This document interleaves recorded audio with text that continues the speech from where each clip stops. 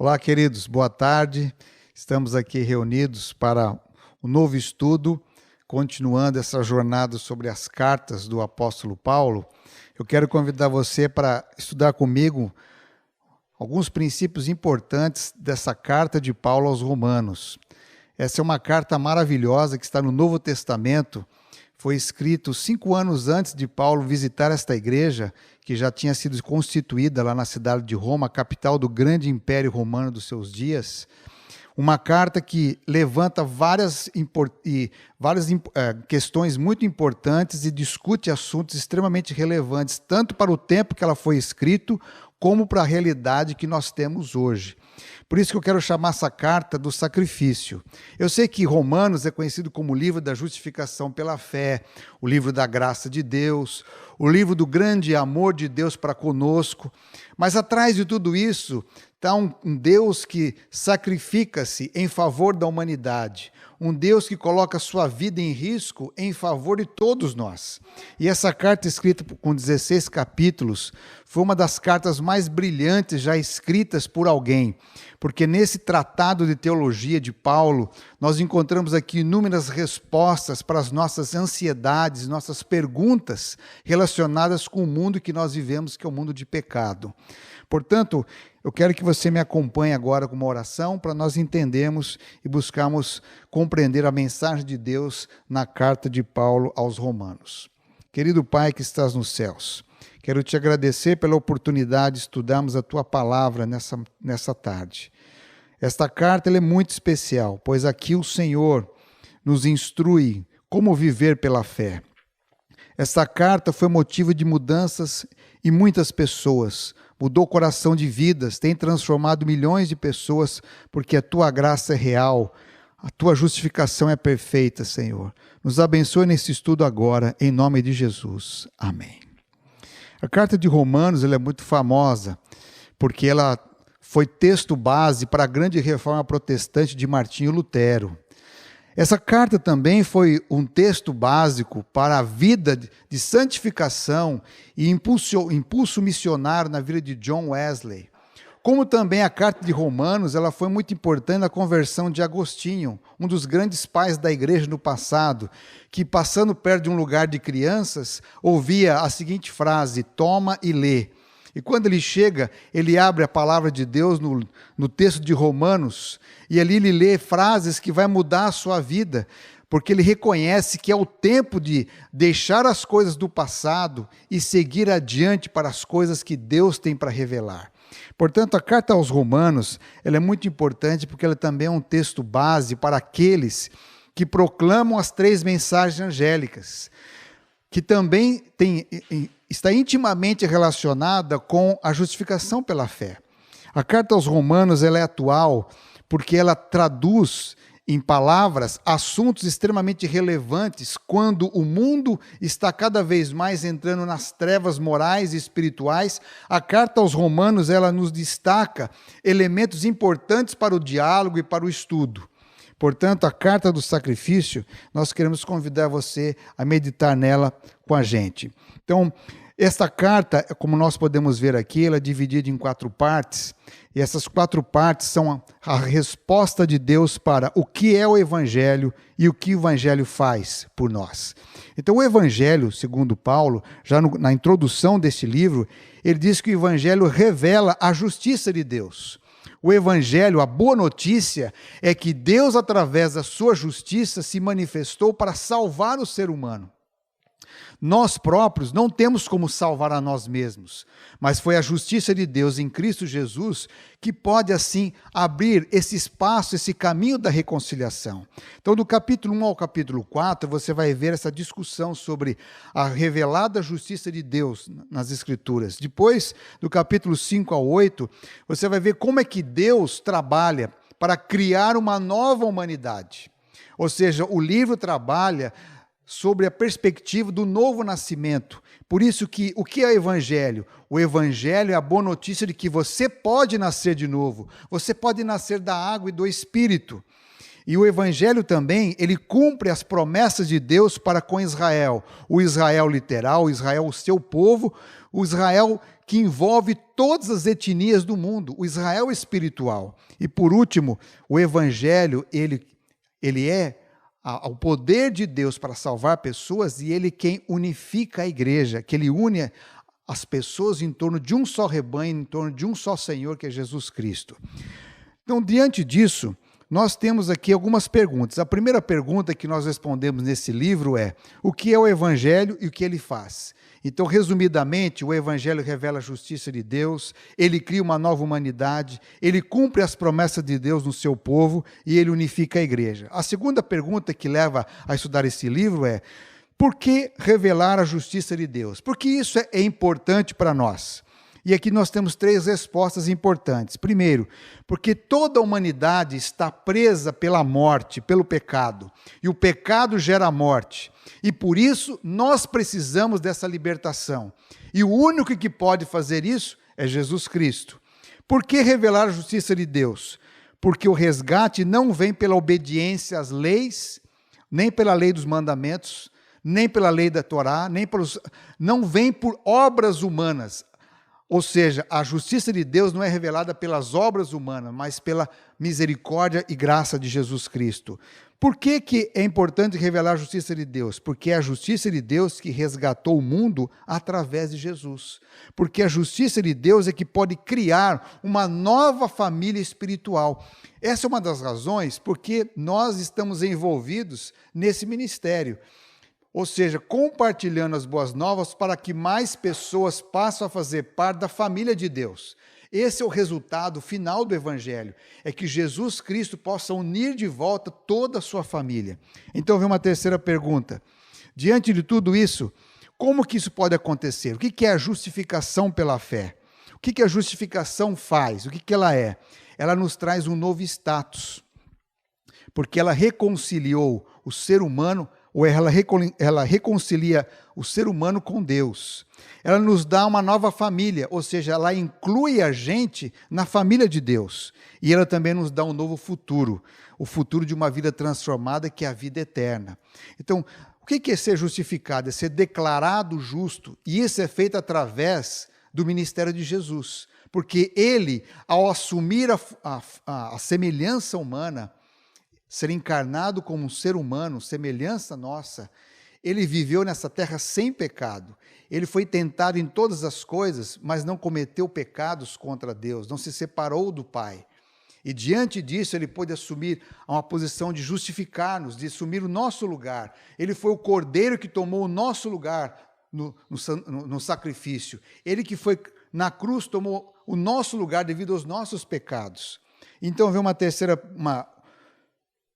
quarta pergunta, que eu posso dizer aqui melhor. Quarta pergunta: por que criar uma nova humanidade? Por que vocês acham que Deus está interessado em criar uma nova humanidade?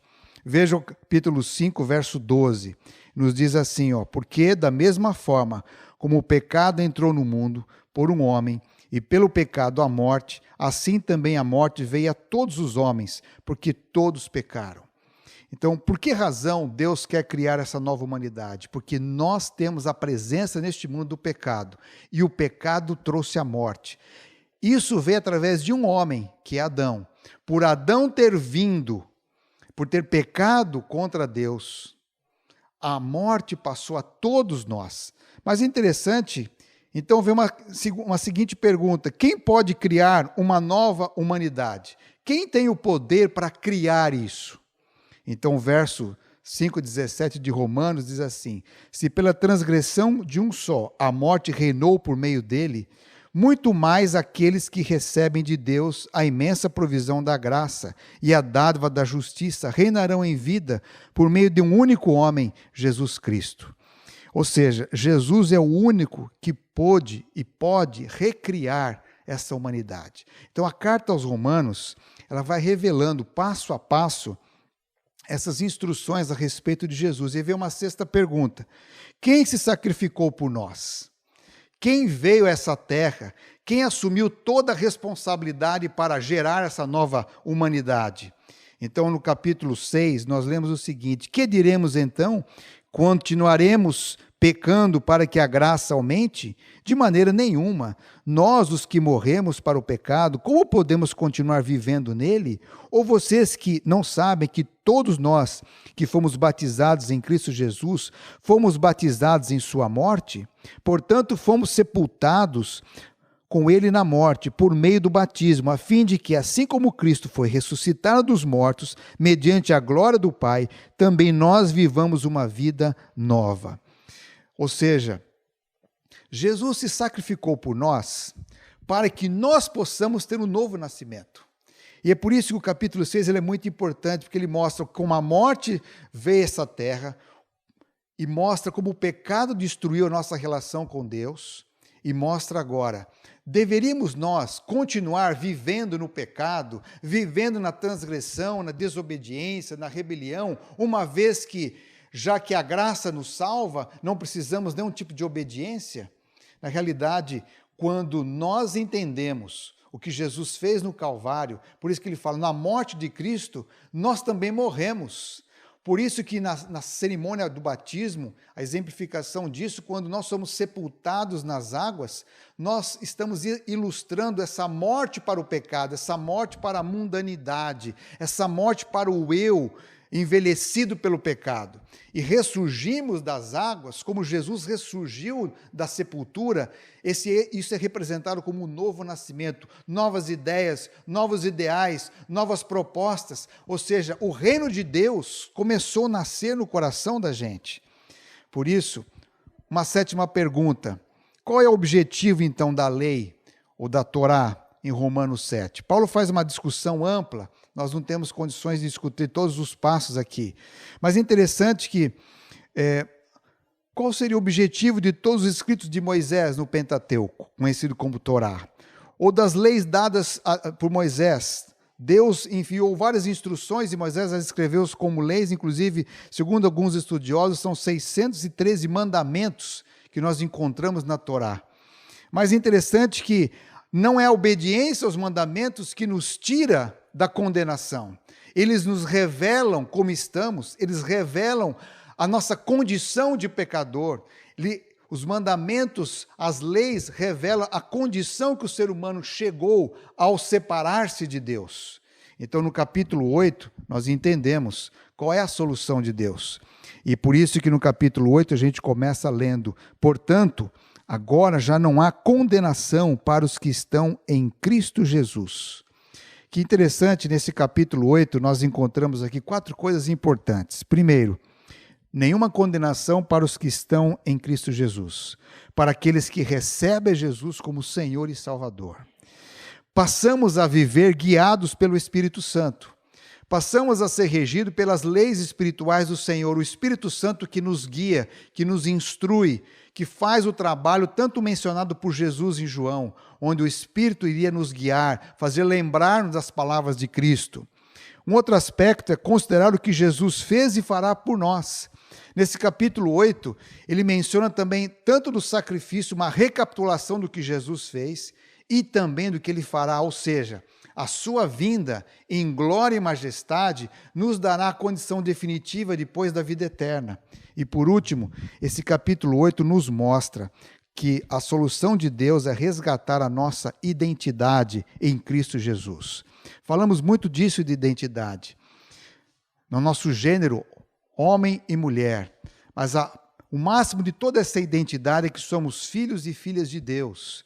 E, portanto, aqui, por isso que ele diz assim, nós somos mais do que vencedores, por meio daquele que nos amou.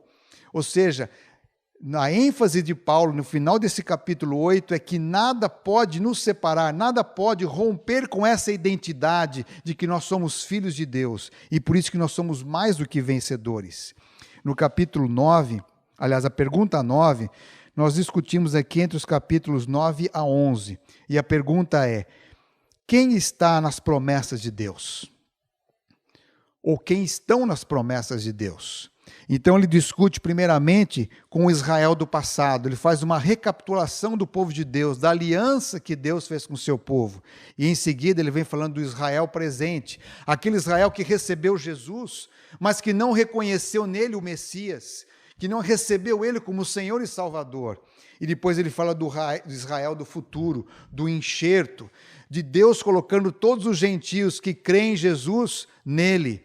Ou seja, fazendo uma grande família. Então, a promessa de Deus, ela não acompanha somente o povo de Israel, mas ela acompanha toda a humanidade, todo aquele que reconhecer Jesus como Messias, como Salvador, e está inserido na grande família de Deus. E por último vem a 10ª pergunta. Qual então seria o propósito final da igreja? A igreja de Cristo é estar unindo a família de Deus através do amor e do perdão, os capítulos 12 e 13. As divergências deverão ser vencidas em Jesus Cristo, capítulos 14 e 15. E no capítulo 16, as bênçãos e a cura vêm pelo amor e pela graça de Cristo Jesus em nós. Você tem um panorama mais ou menos geral do livro de Romanos, mas eu gostaria de destacar alguns pontos dessa carta para o nosso tempo. Primeiro ponto, que tipo de mensagem a carta de Romanos tem para uma sociedade hoje que ignora Deus, que se tornou agnóstica, que possui outros tipos de valores. Um dos pontos está aqui em Romanos capítulo 1, verso 18. Portanto, a ira de Deus é revelada dos céus contra toda a impiedade e injustiça dos homens, que suprimem a verdade pela injustiça. Então, o primeiro ponto aqui, essa carta vem para todos aqueles que estão preocupados em conhecer a verdade de Deus. Então, ele faz alguns lembretes. Um dos lembretes é que o ser humano está hoje infiltrado completamente na impiedade e na injustiça e tem suprido, ou suprimido, melhor dizendo, a verdade de Deus pela injustiça, pois o que de Deus se pode conhecer é manifesto entre eles, porque Deus lhes manifestou. Pois desde a criação do mundo, os atributos invisíveis de Deus, seu eterno poder, sua natureza divina, têm sido vistos claramente, sendo compreendidos por meio das coisas criadas, de forma que tais homens são indesculpáveis, porque tendo conhecido a Deus, não o glorificaram como Deus, nem lhe renderam graças, mas os seus pensamentos tornaram-se fúteis e o coração insensato se obscureceu. Você vai percebendo aqui que Paulo ele está discutindo por uma comunidade em Roma que era letrada, vivia no império, na principal das cidades, onde os grandes líderes, os homens importantes, os pensadores não glorificavam mais a Deus. Trocaram a adoração a Deus pelas criaturas. Não reconheceram na natureza, não reconheceram nas ciências que Deus está atrás de tudo isso. É interessante que nós, muitas vezes, inundados pelas ideias do mundo medieval, sempre achamos que religião e ciência são opostos. Mas no conceito de Deus, a religião e a ciência estão unidas, porque elas são frutos do mesmo Pai, vindas do mesmo Deus. Por isso que toda a natureza ela reflete a divindade celestial. A gente pode ver isso em muitos aspectos, as marcas desse Deus. Por isso que a palavra temer a Deus e dar-lhe glória, a palavra temer a Deus significa mais do que colocar medo nas pessoas, significa admirar-se de Deus, significa maravilhar-se com Deus. Quanto mais você conhece a natureza, conhece as invenções, aquilo que a própria máquina do corpo humano, muitos de vocês estudam medicina, estudam biologia, quanto mais a gente vai conhecendo o que é o corpo humano, a gente se maravilha com. E aqui Paulo está dizendo que essa admiração das obras de Deus foi esquecida pelos homens. E diz o verso 22, dizendo-se sábios, se tornaram loucos, trocaram a glória de Deus imortal por imagens feitas segundo a semelhança do homem mortal, bem como de pássaros, quadrúpedes e répteis. Ou seja, a humanidade foi trocando, foi valorizando mais a criatura do que o Criador, inclusive fazendo imagens dessas criaturas como símbolos das suas adorações. Aí vem o verso 24. Por isso o Senhor os entregou à impureza sexual, segundo os desejos pecaminosos do seu coração, para a degradação do seu corpo entre si. Trocaram a verdade de Deus pela mentira e adoraram esses criados em lugar do Criador, que é bendito para sempre. Amém. Interessante que aqui vem as consequências. As consequências do homem desviar-se de Deus, de não prestar adoração a Deus, ela começa a ser sentida em todos os âmbitos da sociedade. A começar pela destruição do próprio planeta. Passamos a ser uma sociedade que destrói o meio ambiente, que destrói os seres humanos, que desprezam as coisas importantes, a vida humana. O alto índice de violência contra os seres humanos é próprio de quando nós deixamos de respeitar a vida criada por Deus. E aqui ele vai dizendo mais, por causa disso, Deus os entregou a paixões vergonhosas. E ele vai agora trabalhando em temas que eram muito comuns já em Roma. As mulheres trocaram suas relações sexuais naturais por outras contrárias à natureza. Da mesma forma, os homens também abandonaram as relações naturais com as mulheres e se inflaram de paixão um pelos outros. Começaram a cometer atos indecentes, homens com homens, e receberem em si mesmos o castigo merecido por sua perversão. Interessante que no Império Romano se divulgava muito a homossexualidade. Só que os romanos só podiam ser homossexuais ativos. Os escravos, os conquistados, tinham que ser homossexuais passivos. Eles tinham essas regras entre eles. Regras que mostravam que o corpo humano passou a ser um objeto sexual e não algo do amor da figura de Deus. De alguma maneira, Paulo está falando aqui de algo que hoje se tornou muito mais latente na nossa sociedade. Quando nós falamos de ideologia de gênero, como alguns dos nossos seminários aqui foram apresentados, é um tema muito complexo de ser discutido. Mas aqui Paulo já coloca de maneira simples e bem objetiva de que não é plano de Deus que homens se apaixonem por homens e mulheres por mulheres. Por mais que possa ter muitas explicações sociológicas, na biologia Deus fez homem e mulher, macho e fêmea. E aqui nesse começo da carta mostra que quando o ser humano ele distanciou-se de Deus e passou a adorar a criatura, todo tipo de abominação foram construídas como formas de verdades para ensinar a sociedade. E você observa bem isso, que após a Revolução Francesa, várias mudanças que vieram com o pensamento iluminista. E uma das grandes, aliás, duas grandes mudanças que afetou grandemente a forma de pensar hoje foi a criação da teoria de Darwin, do evolucionismo, com seu livro Origem das Espécies, e também o Capital de Karl Marx, mostrando a influência, a necessidade que teriam de destruir a visão de família, destruir o conceito de Deus, porque nós não precisamos de nenhum tipo de poder. Mas o que a humanidade viu foi o seguinte: os homens trocaram o poder de Deus, o respeito a Deus, por dominação de uns sobre os outros. E é por essa razão que a carta de Paulo aos Romanos ela se torna relevante, porque ela foi escrita por um povo que no seu tempo já era visto como a Babilônia espiritual daquela geração. E hoje estamos vivendo uma Babilônia espiritual, onde toda essa forma de sincretismo cultural, religioso, ele é imposto sobre a sociedade, é imposto nas nossas escolas, na nossa forma de pensar, em todas as mídias, em todas as produções artísticas. Você vê toda essa forma diluída de paganismo, querendo formatar a cabeça das pessoas. Mas a palavra de Deus continua eterna. E é interessante que Paulo ele diz o seguinte aqui,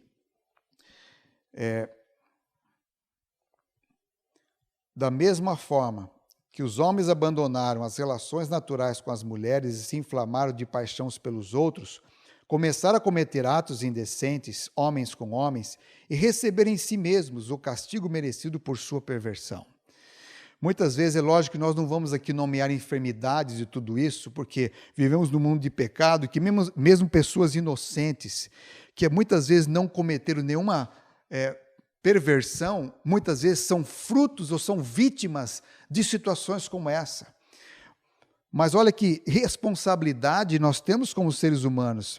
Diz mais aqui o texto de Paulo no Romanos capítulo 1. Diz aqui, além do mais, visto que desprezaram o conhecimento de Deus, ele os entregou uma disposição mental reprovável para praticarem o que não deviam. Tornaram-se cheios de toda sorte de injustiça, maldade, ganância e depravação. Estão cheios de inveja, homicídios, rivalidades, engano e malícia. São bisbilhoteiros, caluniadores, inimigos de Deus, insolentes, arrogantes e presunçosos. Inventam inúmeras maneiras de praticar o mal. Desobedecem os seus pais, são insensatos, desleais, sem amor pela família, implacáveis. Embora conheçam o justo decreto de Deus, de que as pessoas que praticam tais coisas merecem a morte, não somente continuam a praticá-las, mas também aprovam aqueles que as praticam. Aqui está uma postura muito importante para todos nós. Nós já conhecemos isso, não é necessário discutir inúmeras situações sociais hoje que envolvem a nossa sociedade. Mas o que nos espanta é que há muitos cristãos que endossam com seu silêncio, com a sua postura, a continuidade dessa geração que continua vividamente no mal. E aqui está a oportunidade que Paulo nos dá de ajudar as pessoas a abrir os seus olhos para enxergar que o pecado destrói, o pecado separa as pessoas, o pecado avilta o ser humano, ele tira a visão clara de que Deus nos fez a sua imagem e semelhança. Interessante que Satanás, que é uma entidade diferente da nossa, ele é um ser assexuado, ele quer criar pessoas à sua imagem e semelhança, diferente do que Deus fez. Deus fez macho e fêmea. É lógico que você pode dizer assim, mas pastor, nós temos inúmeras situações graves e difíceis de entender, nós não conseguimos entender tudo. Por isso que os verdadeiros cristãos também manifestarão graça e bondade e respeito com pessoas marcadas pelos pecados dessa terra. Eu entendo perfeitamente que existem pessoas que já nasceram com propensão para diversos tipos de pecados e erros, e por isso que o Evangelho não nos autoriza a discriminar as pessoas. Pelo contrário, o Evangelho nos autoriza a acolher cada uma das pessoas, porque todos nós somos pecadores, não existe pecados maiores ou menores. Nessa descrição de Paulo, ele coloca inúmeras situações de pecado e todas elas são nocivas e destruidoras. Por isso que, na verdadeira fé cristã, nós não devemos discriminar nenhum tipo de pessoa, nenhum tipo de comportamento. Pelo contrário, ajudá-los a encontrar em Jesus o poder do Evangelho para a salvação. Uma outra parte que nos chama a atenção na carta aos Romanos, uma parte prática, é a discussão que se encontra no capítulo 12 em diante. No capítulo 12 de Romanos, é uma outra parte prática que nós encontramos aqui nesse texto, onde o apóstolo escreve assim, portanto, em várias ocasiões ele escreve essa palavra portanto, ou seja, mostrando, a partir do momento que você conhece a justiça de Deus, você conhece o amor de Deus, a sua graça, o que Jesus fez, o sacrifício que ele fez por você, portanto, ou seja, você vai agora entender como viver. Portanto, irmãos, rogo-lhes pelas misericórdias de Deus que se ofereçam em sacrifício vivo, santo e agradável a Deus, que este é o culto racional de vocês. Não se amoldem ao padrão deste mundo, mas transformem-se pela renovação de sua mente, para que sejam capazes de experimentar e comprovar a boa, agradável e perfeita vontade de Deus. Então, diante desse contexto, Paulo ele mostra agora que nós precisamos de uma renovação, uma regeneração da nossa mente, apresentando a nossa vida como um sacrifício vivo, agradável a Deus. Por isso, essa carta do sacrifício é a carta do sacrifício que Jesus fez por nós. E quando nós o conhecemos e aceitamos o seu sacrifício, nós também queremos nos oferecer a Deus como um sacrifício de louvor, agradável a Ele.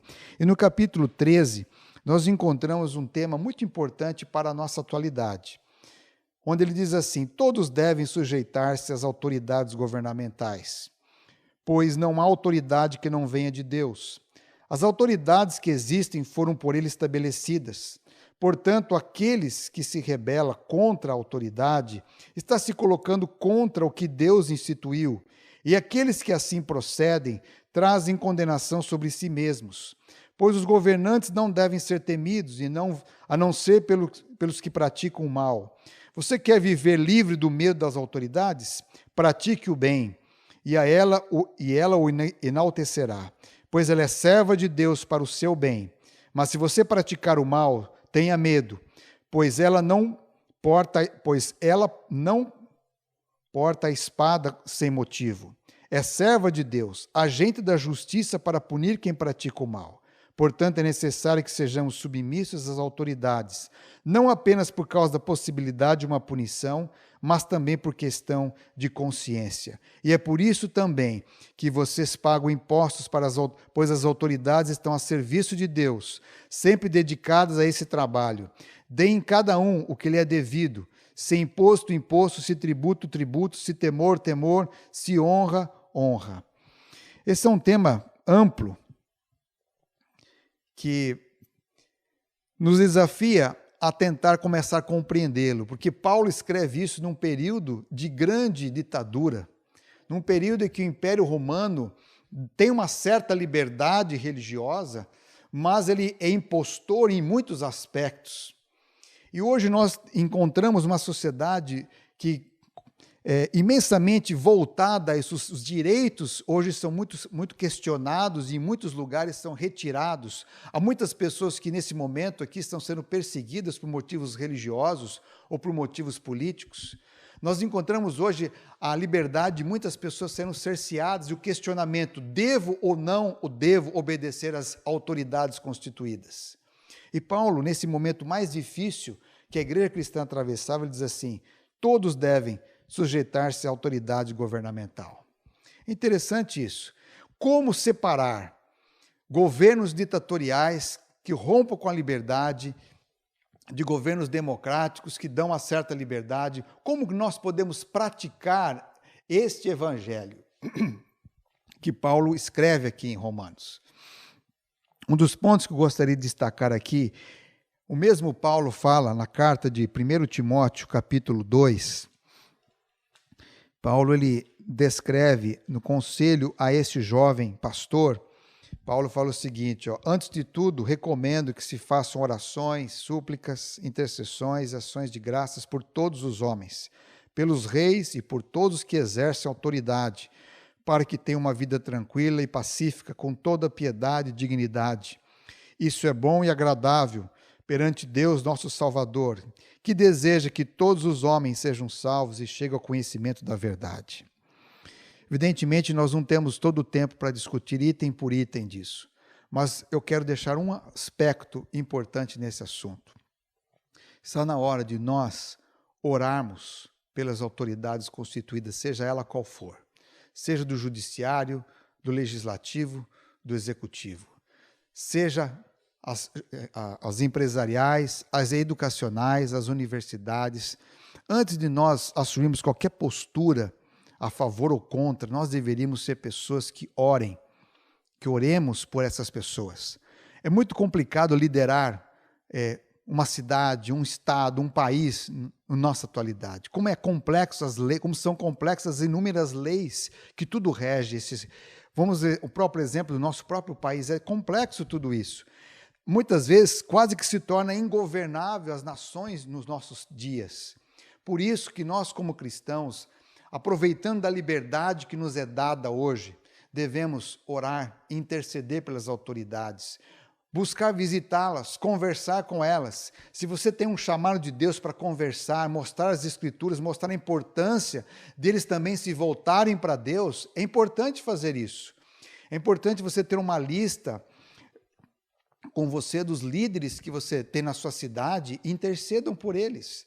Essa é uma das funções do Ministério da Liberdade Religiosa em nossas comunidades, nossas igrejas. Cada igreja adventista ela é uma embaixada da liberdade religiosa, onde esse tema deve ser conversado, discutido, devemos visitar pessoas, explicar para elas a importância da liberdade, como respeitar os governos, como discordar com sabedoria, como discordar com amor, como apresentar a palavra de Deus a eles também. Portanto, a carta de Paulo aos Romanos é uma carta que nos convida a olhar para o sacrifício de Cristo e também nos colocar em sacrifício no altar de Deus, para viver o Evangelho na época, no momento mais escuro da sociedade. Paulo, quando escreve essa carta para os cristãos de Roma, eles estão na iminência de grandes perseguições. E ali, Paulo os convida a confiar plenamente no sacrifício de Cristo por nós. Que Deus abençoe você. Aqui é apenas uma pincelada de como começa a carta aos Romanos, para que você possa estudar, se aprimorar e pedir a Deus que ajude você a fazer diferença onde você está. Que Deus te abençoe. Convido você a mais uma oração nesse momento. Pai querido que estás nos céus, que a tua bênção seja concedida a cada um que estiver assistindo, acompanhando esse estudo sobre Romanos. Uma carta maravilhosa que tem muitas coisas para ser descobertas, estudadas e colocadas em prática em nossa vida. Aproveitamos essa oportunidade para orar por todos os líderes, governos, líderes governamentais, líderes educacionais, líderes empresariais, líderes políticos. Tu sabes, ó Deus, como é importante a salvação dessa humanidade toda. Que tenhamos um coração voltado para Ti. Nós te agradecemos porque Jesus Cristo revelou a Tua justiça pagando em Sua própria vida o preço do pecado. Obrigado, ó Deus, por tão grande salvação. Em nome de Jesus.